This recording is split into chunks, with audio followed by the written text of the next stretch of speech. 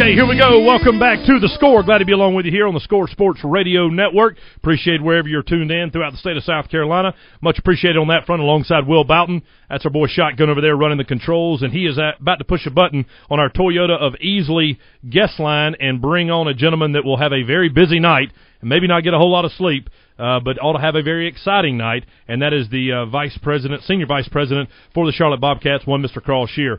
Carl, how you doing, buddy? Doing great today. A little warm, but we're getting by.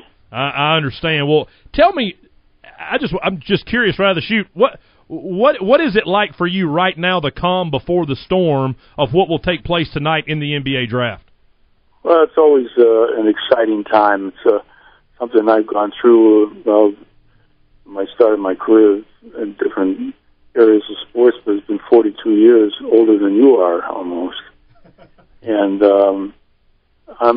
I find it every year around this time it's exciting, depending upon what you're doing.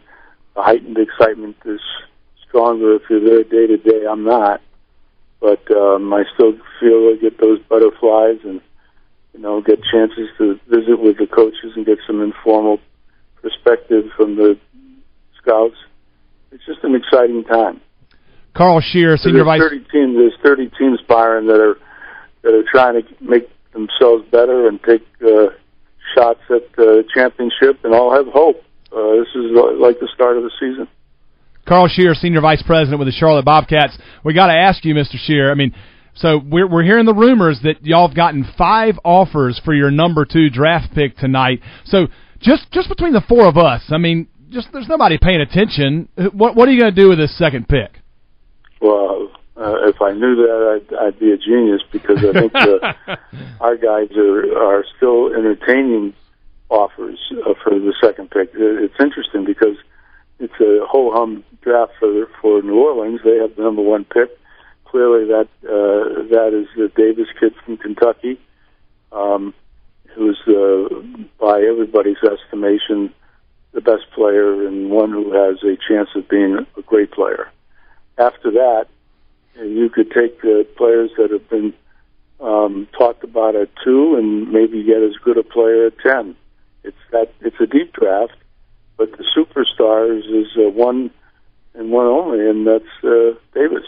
Yeah, it's one of those scary drafts where, man, what if D-Wade is drafted with the 5th pick and we missed on him because we were at number 2 and just didn't see that coming. And so it is one of those scary drafts. I want to ask you, you traded for Ben Gordon, traded Corey Maggette away, got Ben Gordon. So that would mean you're going towards big man, right, if you keep that second pick? Well, we needed desperately a three-point shooter. Gordon has done that, and his record and his stats indicate that he can shoot the 3, and he's done that right out of Connecticut and done it with 3 different teams in the NBA, most recently Detroit. So we feel very good. He's still young enough to help us. He came off the bench a couple of years ago and had 35 against us. He's had some 40-point games in Charlotte. So he can score. He's a volume shooter. He's a good three-point shooter. That satisfies a need. But we have a need for every position. So we probably would go for a strong forward. On the other hand, we need a 3-man that can shoot the 3 from corners and defend the 6'7", 6'8" forwards, the three men. So I don't think at this point the proverbial will take the best player available is very much alive. We will also entertain moving down, trading for a veteran and getting an extra pick, or just trading down to 4 or 5 maybe and pick an extra second-round pick or a late first. We want to accumulate assets. That's our aim.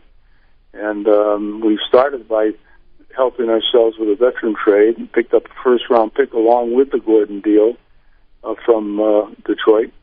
So, we're acquiring assets slowly but surely, much like the way Oklahoma City did it. And it's going to take a little while. But the more first-round draft picks you have, the better you can develop your ball club.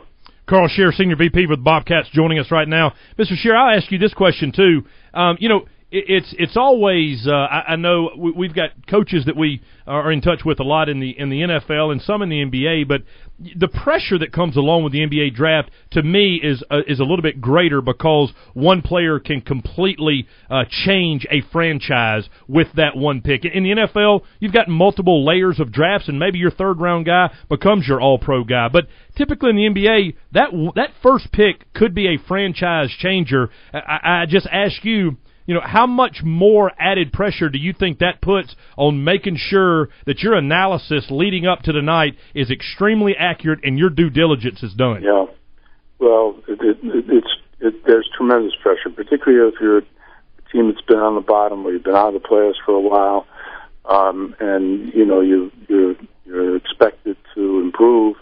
And you've made certain mistakes in years past. And now's the time to really step up. And, there's a lot of pressure on our scouts, on our scouting system. Our fans put it on it. Our ownership puts it on us. So we're expected to improve. There's no excuses for mistakes at this point. Hey, Carl, this is Byron. How you doing, buddy? Good. Good. Hey, I wanted to ask you, too, over the last, month or so leading up to the draft, I've been reading a lot more about Rich Cho and him creating his own software for the recruiting, if you will, or the database of players and drafts and all that kind of stuff. And then to see his philosophy today, the first time I'd seen this, is draft talent and then trade for need. That, to me, being a very old and former basketball coach, that says a lot about where he's going, and probably one of the main reasons that Michael Jordan hired him.